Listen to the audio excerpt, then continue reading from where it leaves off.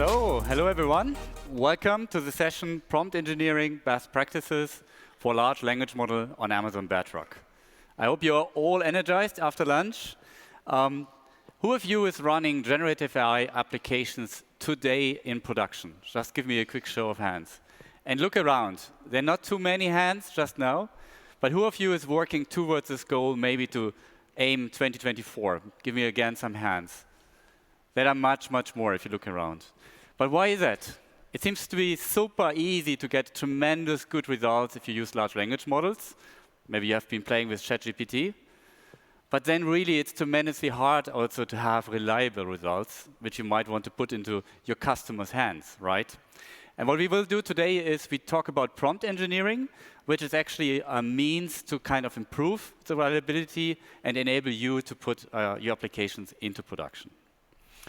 Before we dive in, let's quickly introduce ourselves. So my name is Stefan Christoph. I'm a principal solutions architect with AWS.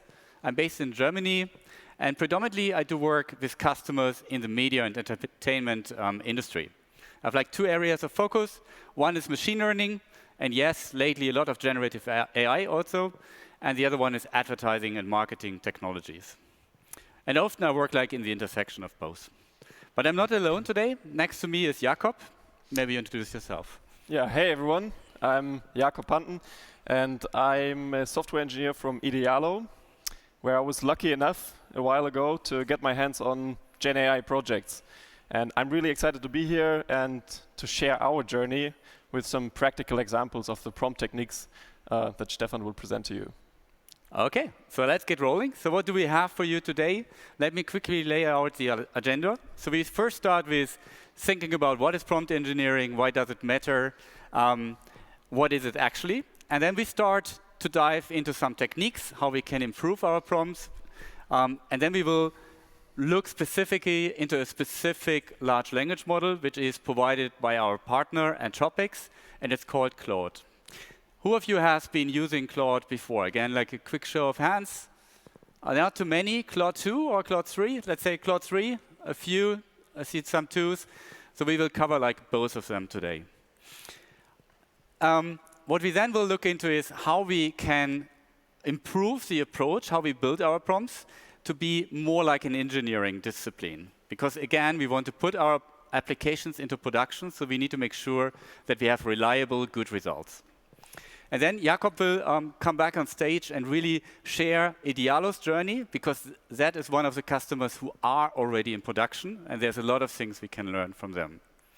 Last but not least, we provide you some pointers so that you can start your own journey towards production, or maybe continue the journey really to be successful and hit production with your Gen AI applications. But what is prompt engineering? I think it's in everyone's mouth, but if you want to understand it, we first need to understand what is a prompt. And a prompt is actually like a text which is specifying a task or a question I have, which I then put into some kind of a model, a large language model, which then will provide a response. And what we will deal with today is how can we make sure that our prompt is reliably creating good responses. That's what we are focusing on. And before we do so, let's do a little bit of a visualization exercise. So if you think about an engineer, what kind of picture comes to mind? It might be like this guy having like physical tools, building a wooden construction. If you think about a software engineer, it might be more like this lady sitting in front of a desk, writing some code in an IDE. But how do you visualize the prompt engineer? And as I did the exercise at home, I came actually up with something like this. For me, it's still like a little bit like being an artist, right? There's a canvas, painting with a palette of different colors. And oftentimes, if you build prompts, it doesn't really feel like engineering. It's more like trying out things. And that's what we want to change a little bit today. So what is prompt engineering? And if you see this question, what is 10 plus 10? That's actually a prompt. You could prompt it to you as a human or a large language model. And if you think about it, I think we would agree in the room that the right answer would be 10 plus 10 equals 20. OK. But is it the only right answer? And we don't go nuts and do crazy mathematics. But think about if you would want to build like a math tutoring application. we would maybe add some more context and say 1 plus 1, for example, is an addition problem. 1 minus 1 is a subtraction problem, and so on and so forth. And if we ask the same question, what is 10 plus 10? I think we expect a different answer, like 10 plus 10 is an addition problem. And you see 2 times the same prompt, 2 different, both correct answers depending on the context.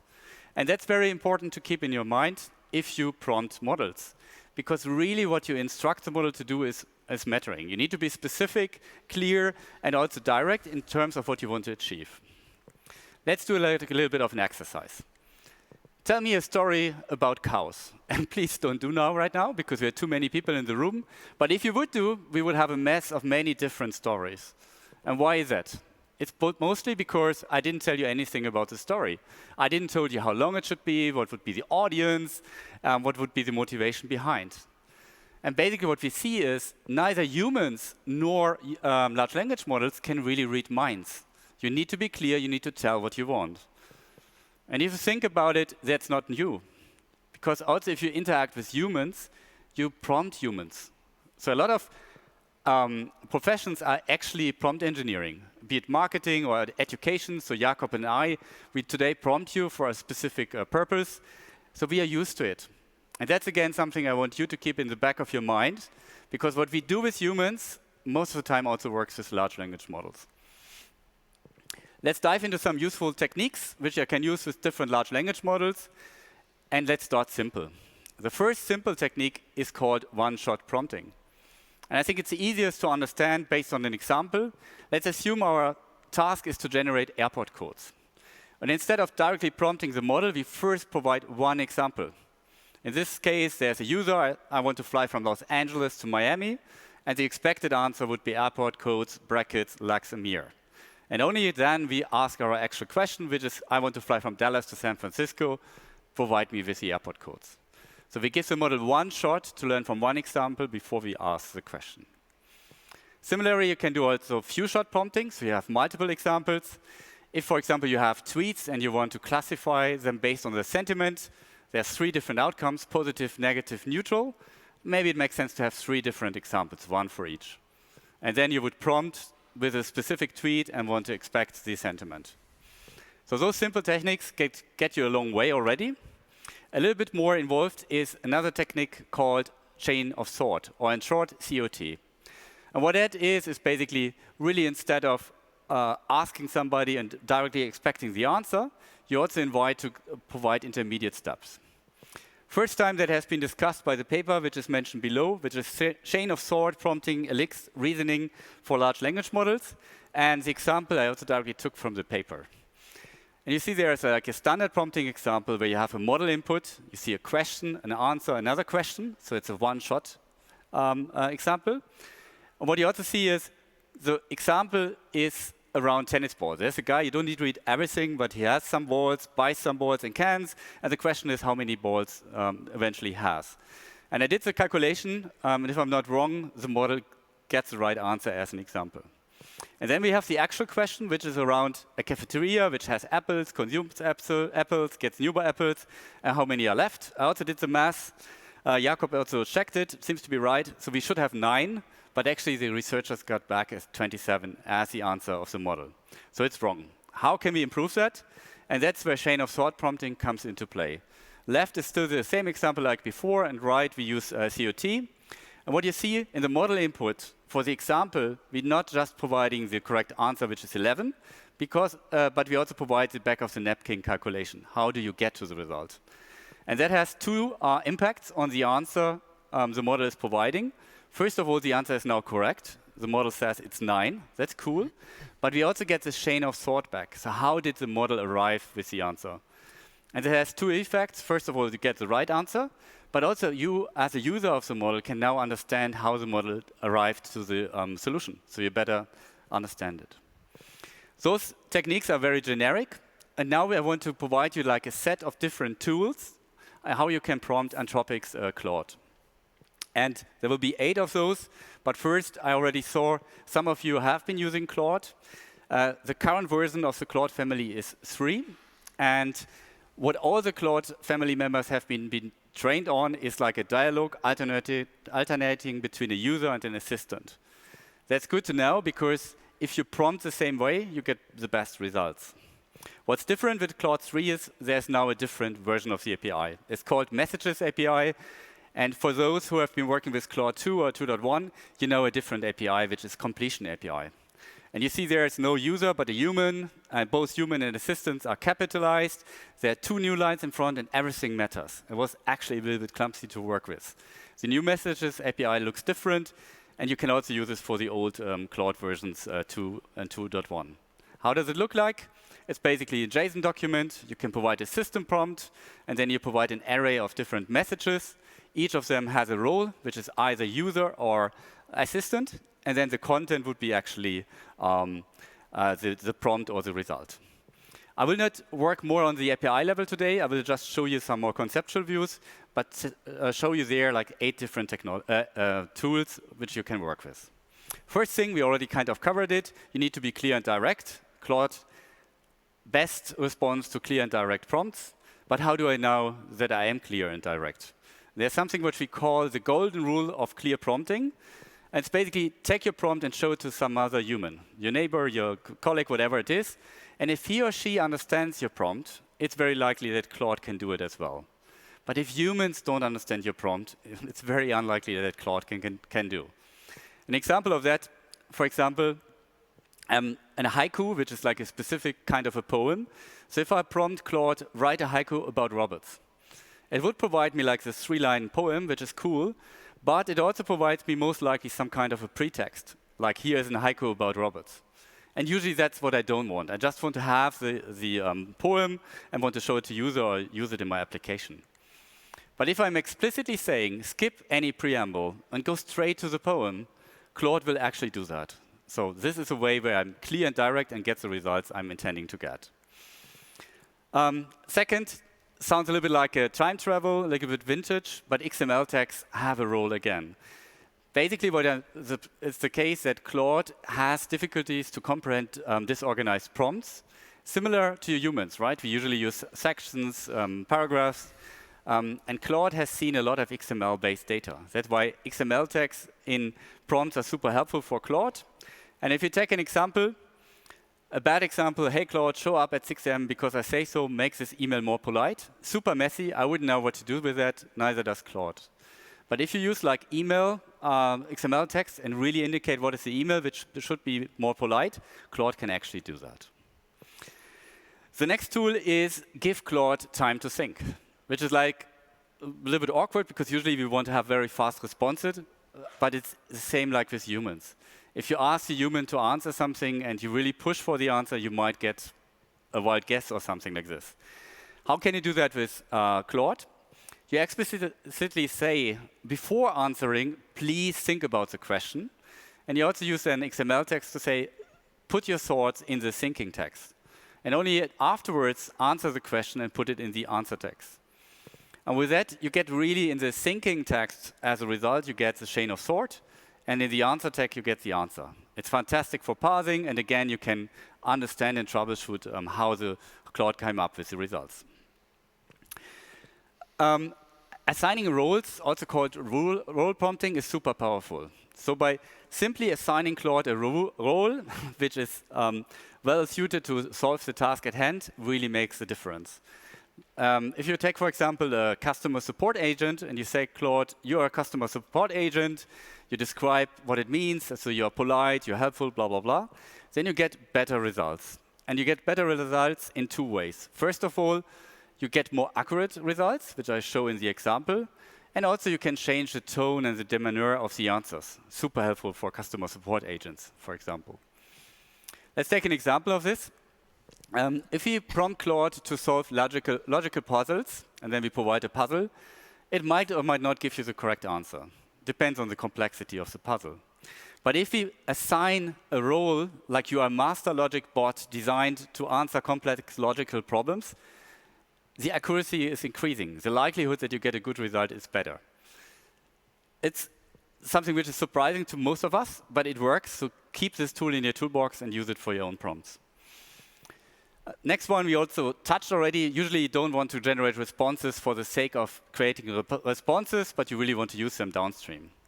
So how do I influence the format, I need to tell which kind of format I really want to achieve. So if you want to have a JSON document back, tell Claude you want to do so. Another technique is you can also start the answer already on behalf of Claude, and then you can nudge the model into following the format. Let's see how that works in an example. We go back to the poems, the haikus, but this time we explicitly ask, I want to have a JSON format.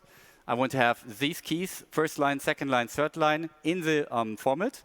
And then I don't just write assistant colon, but I also open the curly bracket already. So I already start the JSON document on behalf of Claude. And that results that Claude will be finishing the document with exactly the keys I specified, and the poem ends up in the values. Super helpful technique. The next thing is hallucinations. I think everybody heard about it. Large language models are super confident in saying wrong things. But how do you cope with this if you want to hit a production with your applications? There are a couple of easy things, like you give Claude the permission to say, I don't know. That's, again, similar to humans. If I ask you a question and say, if you don't know, just say so, you might not guess, but only answer if you do know. Another way to express the same thing is you can ask Claude only to answer if it's very confident. Both work in a lot of use cases very well. If you have like a longer prompt where you provide a lot of context, maybe a document, what it's also working super nicely, you can ask Claude first to find some quotes which are supporting the answer, and then only base the answer on those quotes. This way, you ground the model in the prompt you are providing, and it's less likely to hallucinate or take some other data in.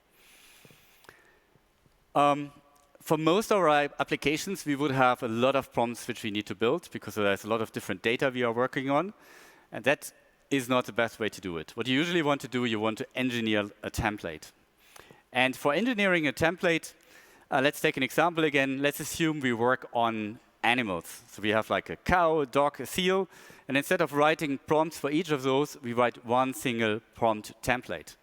And in this case, the prompt template has this double curly brackets, all capital animal, which is a placeholder, which we then can populate with different data, input data, like the cow and the dog and the seal. So instead of writing 3 prompts, I only write 1 prompt template, and that's usually what you want to do. So if we talk about prompt engineering, actually you want to engineer your prompt templates. So the last tool for today is about chaining prompts. And that's, again, something which works with humans too. So if I give you a very complex task and I force you to solve it in one step, it's likely that you don't get it right. But if you're allowed to break it down in subtasks and then compile the answer, most likely it will be better or even accurate. Let's take an example for that. Let's assume we want to use Claude to give Claude like a long text, and we want to have a list of all the names which are mentioned in the text, and if we want to have it in a, let's say, alphabetical order.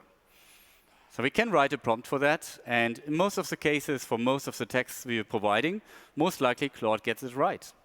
But there might be some cases where it doesn't work. And how do we get it more reliable? It's by decomposing it in different prompts and then chain them. Let's take the example. You see now in the prompt it's a very short text, because else the slide would explode. But basically what we say in the first prompt, find all the names. We don't think about any order. You see that we talk on behalf of Claude. We already start an XML tag with the names, and then Claude will provide back those names in no particular order. What we can do then, we can take this list of names, maybe assign a placeholder, and in the second prompt, we can just provide a list of names and ask Claude to alphabetically order it. And it's very, very likely that Claude can do that. So by decomposing this complex task in multiple subtasks, we can improve the reliability. Often customers push back, but Stefan, that means that I send more requests to the Claude model, more tokens, more expensive, takes longer, isn't that bad? But if you think about this example, the really potential huge amount of data is the text itself. And we only send it one time. And afterwards, we just work on a condensed list of data, in this case, a list of names. If you look at your own use cases, you most likely find similar ways. So you spend only a little bit more latency, a little bit more tokens, but you really increase the reliability. So now we have like a big tool belt with different tools. Are we now engineers? No, not necessary. So how can we really make sure that we approach this problem like an engineer? And if you think about it, a prompt can be composed of different parts. We came up with 11 different parts. So it starts with the user part, ends with the assistant, and in between a lot of things we already talked about, like examples, the task, and so on and so forth. If you completely fill it, it looks like very complicated, but this could be your prompt. There's some good news about it, because for most of the prompts we see in production, not all of the parts are actually used. Nevertheless, if you create a new prompt, it makes sense to think about each of the parts and start with a more complete prompt so that you can see if it's working or not. And then you can start to improve it. But that still leaves us with experimentation and iterations. So how do we get to an engineering approach? And who of you has been developing software or is a software developer? There are quite a few hands, actually. And I think you do similar things, right? You change code and you need to frequently test and make sure that it's working. That's the same with the prompts. What you do in software development is something called test-driven development, which basically means you first develop test cases. And you do the same when you engineer a prompt. Think about what is input, expected outputs. Depending on your use case, you have a few, maybe 5, 10, 50, 100, whatever test cases. And then you think about, did I also cover the edge cases? Because they are really important as well. And once you have this test case harness, you can start to write your first prompt. You fill the 11 sections, and then you can test the prompt against the test cases. And most of the time, you will see, OK, I need to change my prompt, because maybe the results are not correct. Maybe I want to improve the performance and things like that. But you can do, because you have the test cases. And eventually, you are happy. And here on the slide, it will say you can share your prompt, but actually you reach production. You can put your application in production because you're sure it's working. So that's super, super important. It doesn't only provide you a way to reach production, but it also provides you a way to change your application. Every week we see new models, new model versions, new capabilities, new cheaper models, faster models, whatever it might be. But if you have a test case harness, you actually can also put that into your application. If not, you simply can't, because you don't know what's happening in production. So for my part, this is the most important slide. This is how you get to prompt engineering. Having the tools and then apply them in a structured way. And now I will hand over to Jakob, who will talk about how they applied those things. Yes, thank you so much, Stefan. So, yeah, I want to show you now these prompt techniques actually on a practical example. And I think it's very, very valuable insight. So let's see that on our use case. And first, imagine comparing millions of products across thousands of stores and always getting confident information and very accurate information that you're looking for. And all of this with the magic of AI. And if this sounds just a little too good to be true to you, well, you're probably right. There's more to it than just feeding products to an LLM to make this vision reality, obviously. But I want to show you our journey, how we came a little closer to this vision by applying those prompt techniques that you've now learned about. But first, who has heard of Idealo before walking in here today? Be honest. OK, that's not so many, actually. And who of you would usually compare prices when making a bigger purchase decision? Let's say you want to buy a TV, a washing machine, something.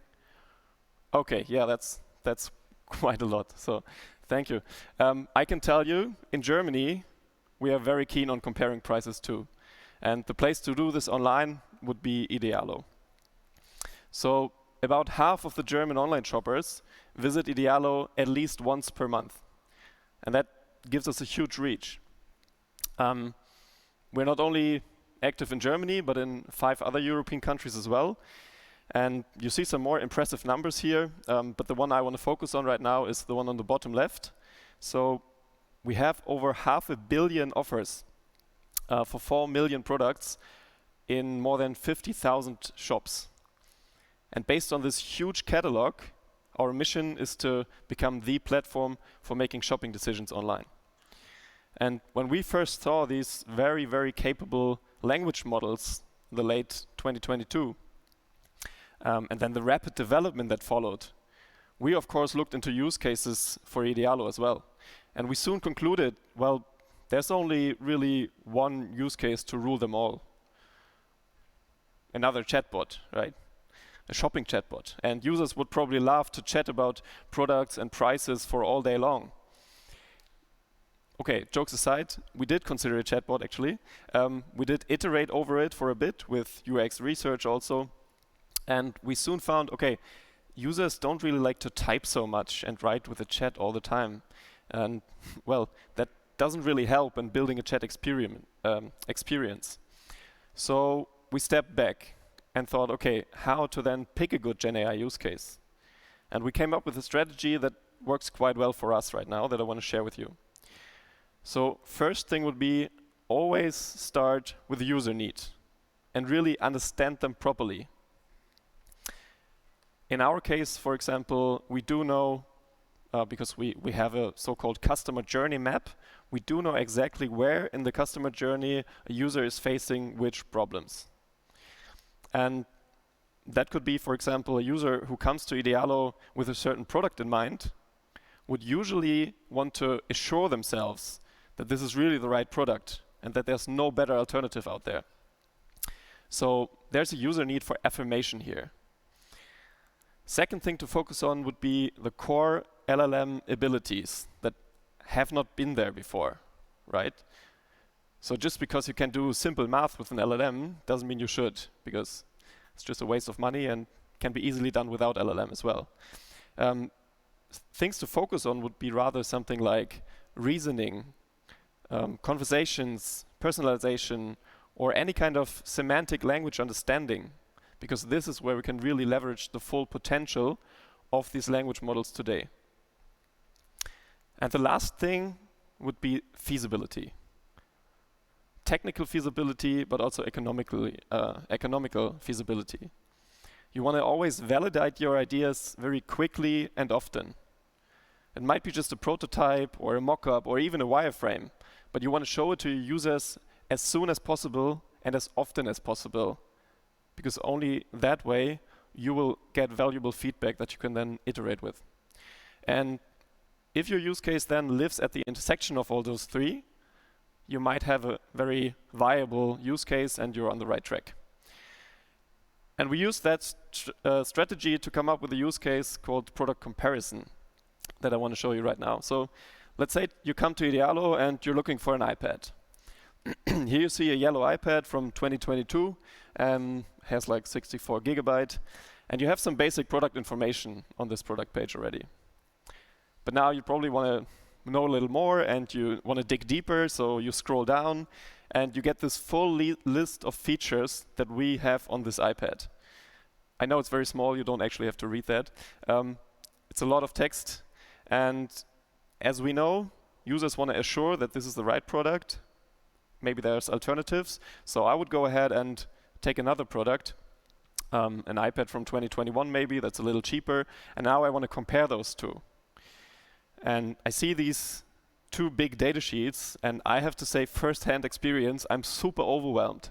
It's just too much information at once, and I cannot just compare that side by side. So here we have a user problem, right? And we thought, okay, maybe we can fix that with an LLM, feeding those data sheets into an LLM. And we did run a little experiment together with a group of students from the HTW Berlin University. And we found that, okay, if we feed those data sheets with some creative prompt around it to a language model, the output would actually be quite remarkable, because the language model is able to find these very subtle differences in the data sheets, and that actually aligns very well with the user need to understand the differences quickly. Okay, so far so good. We had that and we were impressed. But now remember, users don't really like to read so much plain text.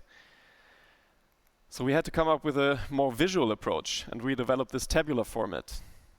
And you see again on the left the yellow iPad that you were looking at initially, and then we give some alternatives.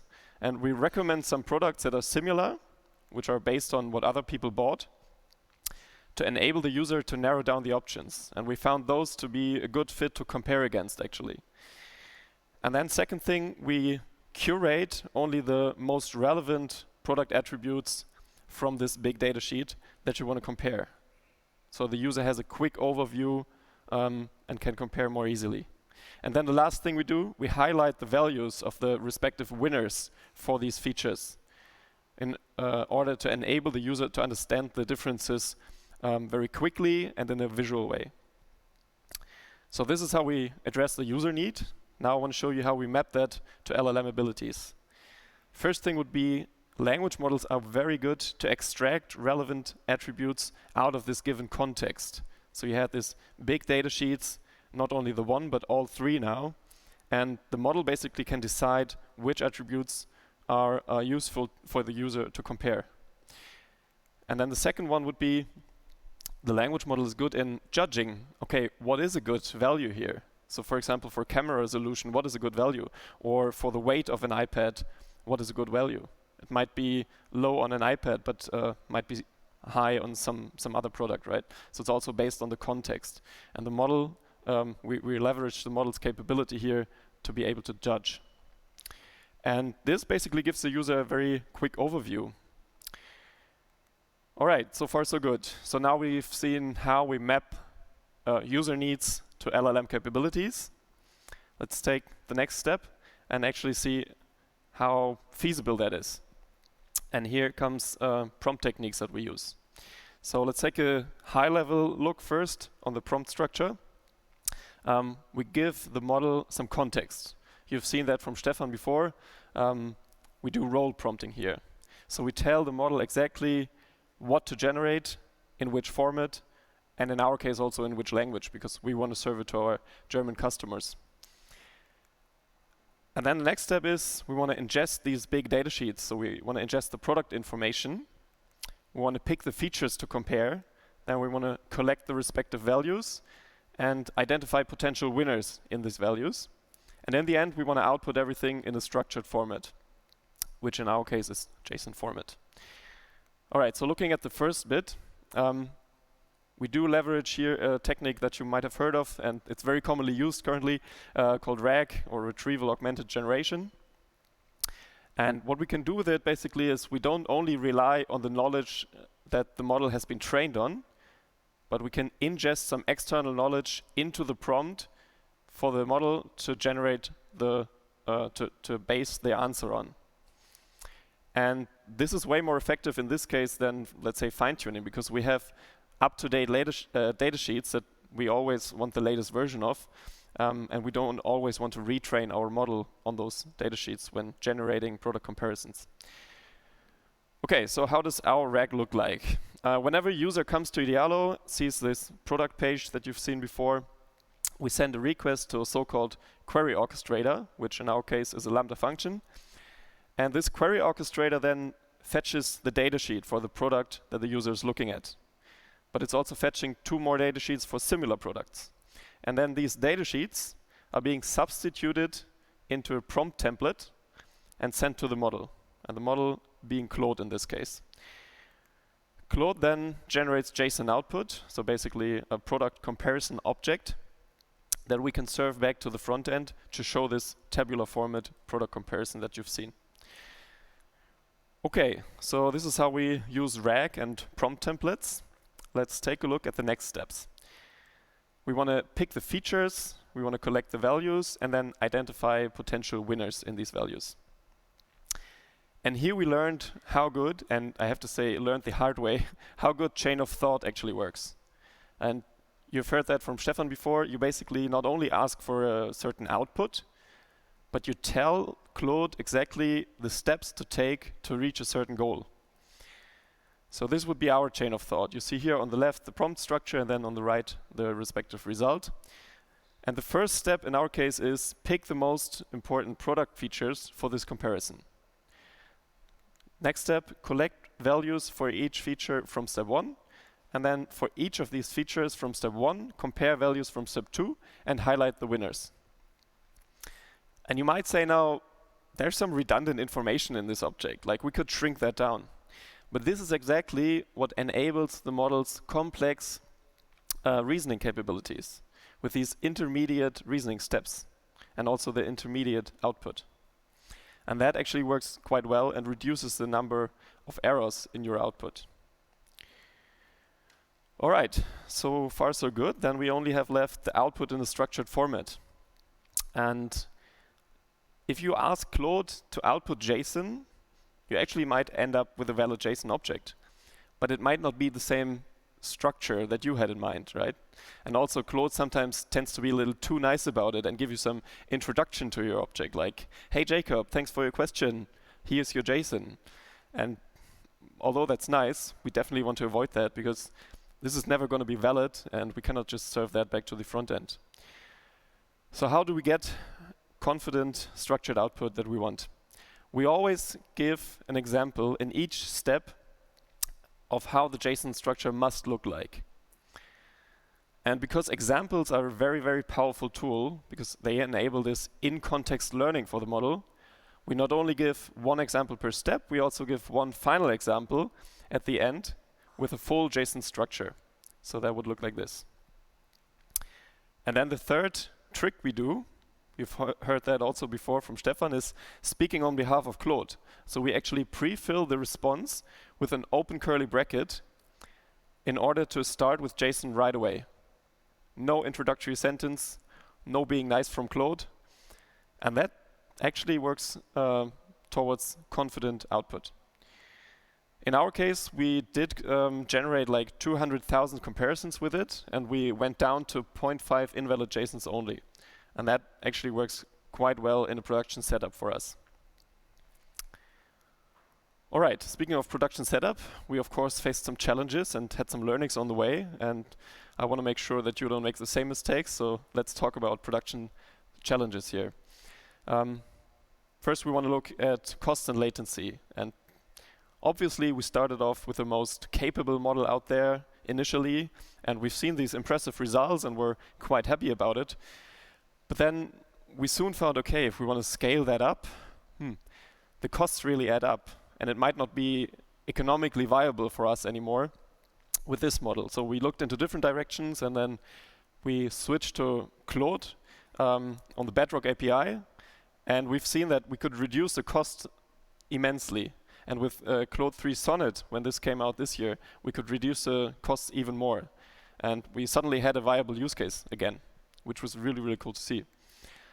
Same for the inference time. So on the initial model, we had quite high inference time. We were doing sequential requests, so one after the other. And switching to Claude actually reduced that by more than half of it. So Bedrock API also very good in inference time here. On Sonnet, it was even lower. And this now enables us not only to pre-compute those product comparisons, but also for real-time use cases. Another really, really cool thing was to see that the Bedrock API was much more stable than the initial one. So now we could not only do these sequential requests, but we could also do concurrent requests in parallel. And as you can see, we reduced, again, the overall latency of the pre-computation like down to a fraction of the one before. All right, let's talk about accuracy of our generations. And here I really want to stress that you need to come up with a clear definition of accuracy for your specific use case. In our case, it was the distinction between severe errors, like hallucinations, or the worst value was highlighted as a winner, and we cannot accept that. But there's also non-severe errors, like let's say you have two of the same values and just one was highlighted as a winner. We don't really want to show that to the user, but if a user would see that, it's not super crucial. So we then focused on reducing the number of severe errors to 0 and accepting a certain amount of these non-severe errors. A second learning was that an automatic evaluation is very difficult to do. So we actually tried to use one model to evaluate these JSON objects that we generated before. So we did want an automatic evaluation with a language model. And we soon found that this doesn't really work well across different models because it was very inconsistent in the evaluations. But also one model cannot really be its own judge. It would always prefer its own answer. And if you think about it, it makes sense. It's very human. Like if you ask me, the code I write is of course good, right? But I might not be the best judge for that. So that was a good learning, and we had to fall back to some other state-of-the-art solution, which is human evaluation. And that actually worked for us. So with a sample of only 100 product comparisons, for example, we could get a good glimpse on the accuracy level of that. And that works okay in a production environment for us now. All right, then lastly, let's take a look at performance of the different models that we've used. So we went from Claude 2 to Claude 2.1 and then finally to 3 Sonnet. And the accuracy just improved with every step. Especially the move from 2 to 2.1 actually reduced the number of hallucinations down to basically 0. So that problem that we saw before was just gone. Same with the cost. They were getting lower and lower, and the speed improved all the time as well. So now, as I said, we even considering real-time use case for the product comparison, while before we always had to pre-compute them. And the point I want to make here is always stay flexible and agile in adapting to new models, or also to other models, right? For example, we are using some abstraction layer like LangChain, because it enables us to switch models in the background seamlessly without adapting all the stuff on top. And that really works well in a production environment now. So with that, I want to hand back to Stefan. Thank you.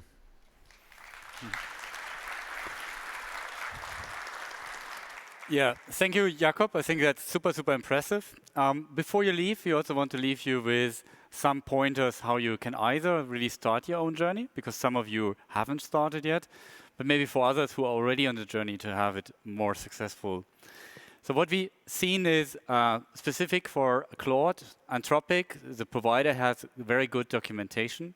So the prompt engineering guide, which is linked here, you also find it if you search the internet, has those tools, the 8 tools, which I was talking about, but many, many others as well, which we couldn't put in the session. So it's a very good starting point, and it also talks about the engineering approach, so this test case driven approach to building your prompts. And also, there's a prompt library, and the prompt library enables you to start from some working prompts. There are lots of different use cases, and it's really, really a good start for your own projects. This is Claude specific, and I mentioned that a lot of the techniques we discussed today, you can also use for other large language models. So if you want to start with Amazon Bedrock, which has a lot of different models, I'm sure you heard about it even today. Bedrock documentation enables you to understand what models are available and what are the specifics in prompting those.